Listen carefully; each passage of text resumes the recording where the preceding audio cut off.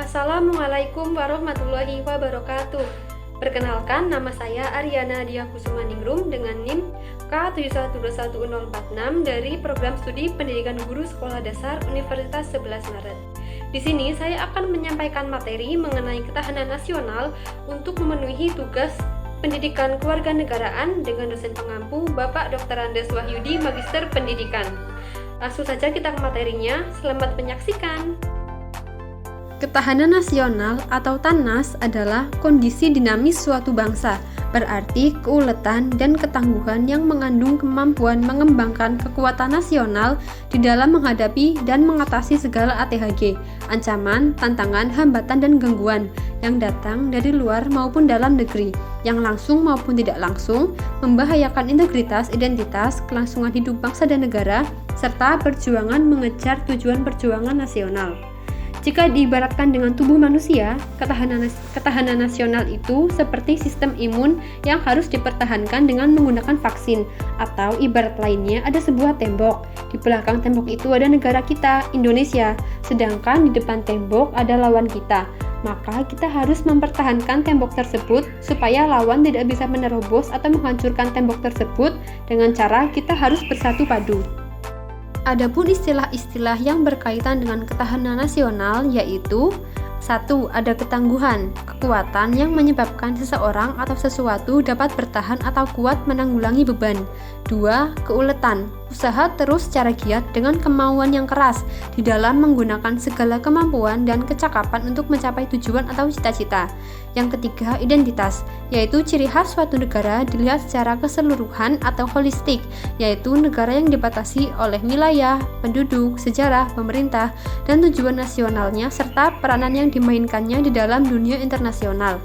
Yang keempat yaitu integritas, yaitu kesatuan menyeluruh di dalam kehidupan nasional suatu bangsa, baik sosial, alamiah, potensi, maupun fungsional. Yang kelima yaitu ancaman, usaha yang bersifat mengubah atau merombak kebijaksanaan dan dilakukan secara konseptual, kriminal, serta politik. Lalu ada gangguan, usaha yang berasal dari luar yang bertujuan melemahkan dan menghalangi secara tidak konsepsional. Yang ketujuh ada hambatan, usaha yang berasal dari diri sendiri yang bertujuan melemahkan atau menghalangi secara tidak konsepsional. Dan yang terakhir ada tantangan, yaitu usaha yang bertujuan atau bersifat menggugah kemampuan. Selanjutnya ada sumber ancaman.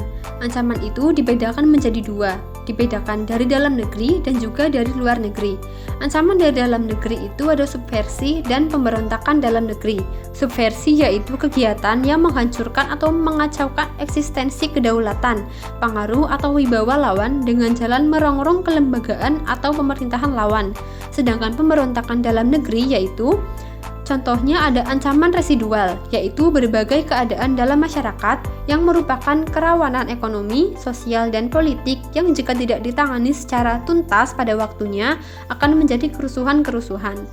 Selanjutnya ada ancaman dari luar negeri, ada infiltrasi, subversi, sabotase, dan invasi. Infiltrasi yaitu kegiatan menyelundupkan perorangan atau kelompok orang melalui celah-celah atau kelemahan suatu negara lawan sebagai tindakan pendahuluan dari aksi penguasaan wilayah.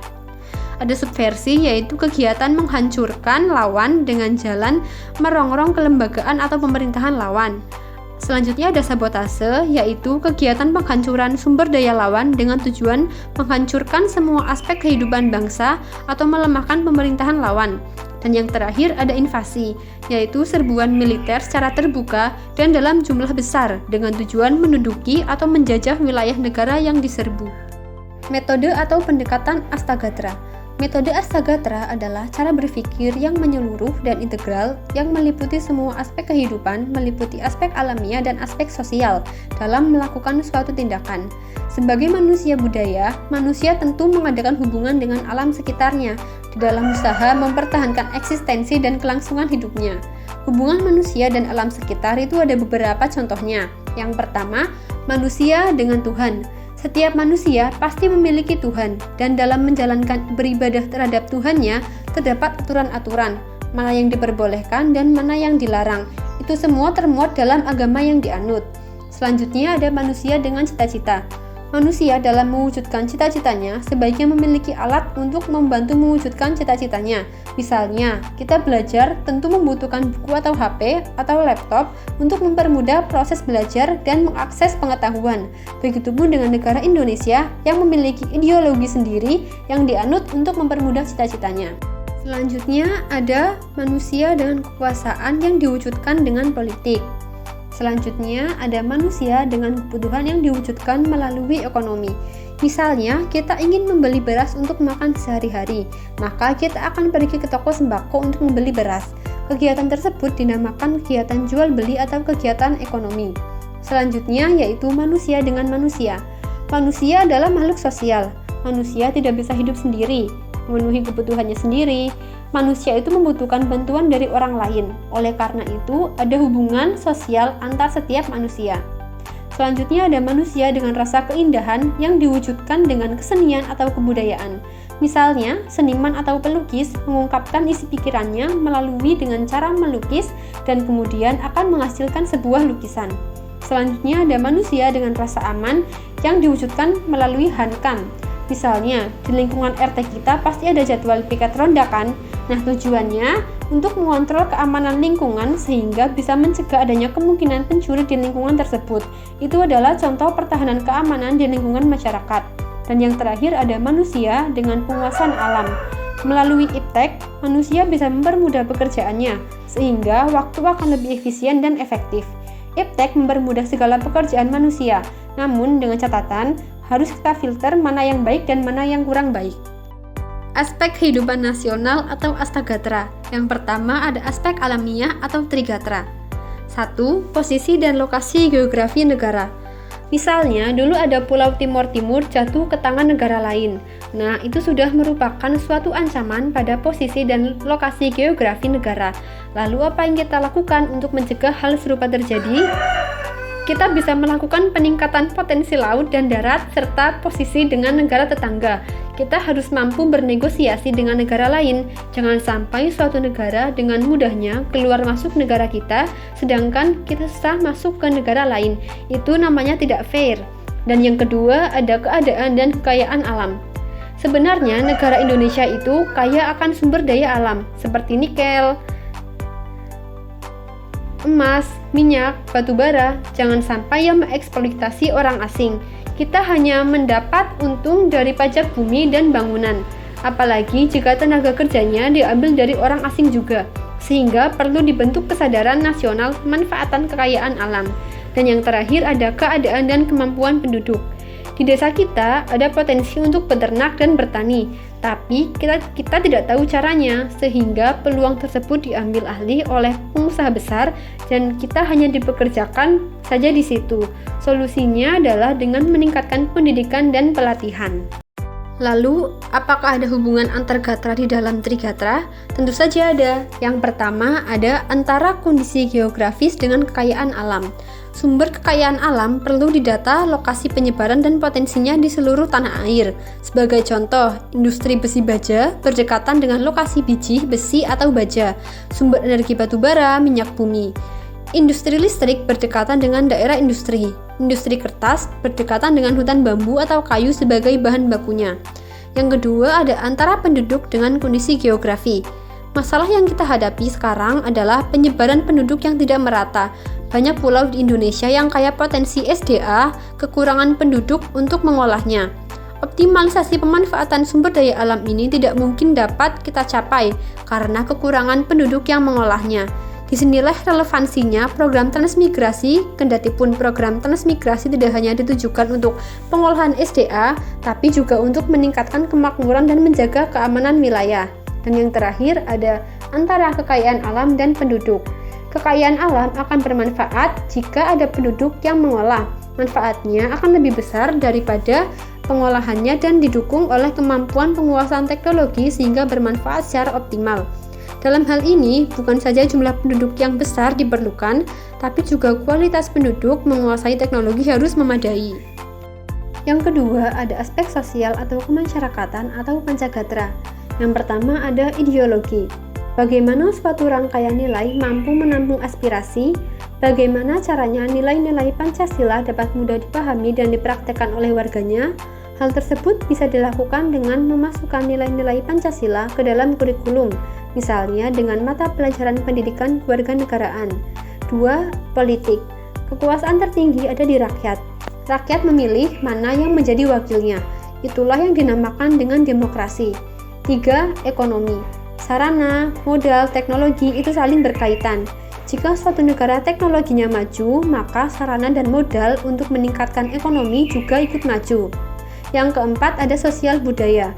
Ada tradisi yang harus dipertahankan. Sekarang daerah-daerah wajib belajar bahasa daerahnya.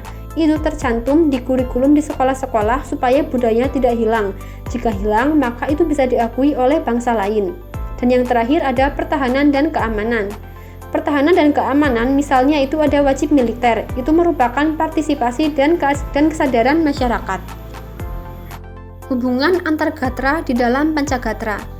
1. Ideologi sebagai falsafah hidup bangsa dan landasan ideal negara, bernilai sebagai penentu memberikan arah dalam pemeliharaan kelangsungan hidup serta pencapaian tujuan suatu bangsa. 2. Tingkah laku politik dipengaruhi oleh berbagai faktor yang saling berkaitan, seperti kecerdasan, keadaan berpolitik, tingkat kemakmuran, ketaatan beragama, keakraban sosial, dan keamanan. Ketiga, ada ketahanan di bidang ideologi, politik, sosial budaya, dan hankam dapat menunjang ketahanan di bidang ekonomi. 4. Keadaan sosial yang serasi, stabil, dinamik, berbudaya, dan berkepribadian hanya dapat berkembang di dalam suasana damai dan aman. Dan 5. Keadaan yang stabil di bidang politik, ekonomi, dan sosial budaya memperkokoh ketahanan di bidang hankam. Lalu ada juga hubungan antara Trigatra dengan Pancagatra. Yang pertama, pada hakikatnya Tanas suatu bangsa sangat bergantung kepada kemampuan menggunakan aspek alamiah sebagai dasar penyelenggaraan kehidupan nasional di segala bidang. Yang kedua, Tanas mengandung pengertian yang utuh dan bulat. Ketiga, Tanas ditentukan oleh struktur konfigurasi aspeknya secara struktural dan fungsional dan bukan merupakan penjumlahan ketahanan segenap gatranya. Yang terakhir ada aspek kehidupan. Menurut Alfred Thayer-Mahan dalam bukunya The Influence Sea Power on History, yaitu yang pertama, letak geografi, bentuk atau wujud bumi, luas wilayah, jumlah penduduk, watak nasional atau bangsa, dan yang terakhir sifat pemerintahan. Lalu ada juga keterkaitan antara Wasantara, Tanas, dengan pembangunan nasional. Dalam pola pikir ini, Tanas dilandasi oleh Pancasila, UUD 45, Wasantara, dan kondisi Tanas yang diinginkan dalam GBHN, berperan sebagai instrumental input bagi Tanas. Tanas menentukan lingkup, volume, dan kecepatan pembangunan nasional. Pembangunan nasional yang berhasil akan meningkatkan Tanas, dan Tanas yang kokoh akan mendorong lajunya pembangunan nasional. Dalam bagian di samping, Tanas merupakan kehidupan nasional, yaitu Tanas yang kita miliki saat ini. Tanas tersebut diupayakan dan diproses melalui pembangunan nasional yang kita lakukan yang dipengaruhi oleh lingkungan strategis. Pembangunan nasional yang kita lakukan tersebut akan menghasilkan Tanas 2 atau kehidupan nasional dalam mencapai tujuan nasional. Pembangunan nasional yang kita lakukan tidak selalu sama antara yang diinginkan dan yang terjadi, maka ini sebagai masukan perbaikan dalam perencanaan Tanas berikutnya. Dari materi yang telah disampaikan, maka dapat diambil kesimpulan bahwa ketahanan nasional merupakan kondisi dinamis, yang berarti keuletan dan ketangguhan yang mengandung kemampuan kekuatan nasional untuk menghadapi segala ATHG, ancaman, tantangan, hambatan, dan gangguan yang berasal dari dalam negeri maupun luar negeri, baik secara langsung maupun tidak langsung. Dan juga di sini, antar gatra dalam Trigatra dan antar gatra dalam Pancagatra memiliki hubungan, dan juga ada hubungan timbal balik antara Trigatra dengan Pancagatra. Sekian yang bisa saya sampaikan. Terima kasih. Wassalamualaikum warahmatullahi wabarakatuh.